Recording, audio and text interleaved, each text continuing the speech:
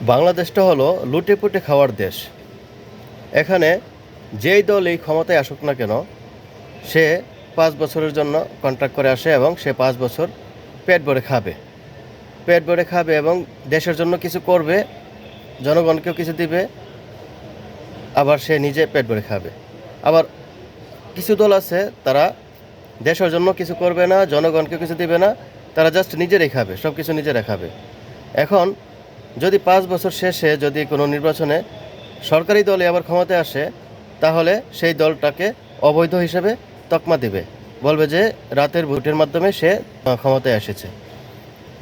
আর অনেক তকমা দিবে, ফ্যাসিস্ট বলবে, স্বৈরাচার বলবে, অনেক কিছু।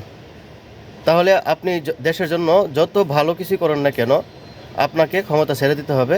যারা অতীতে কোনো কিছু করেনি তাদেরকে আবার পুনরায় খাওয়ার সুযোগ করে দেওয়ার জন্য তাদেরকে সেই সুযোগটা করে দিতে হবে, না হলে কিন্তু উপায় নেই।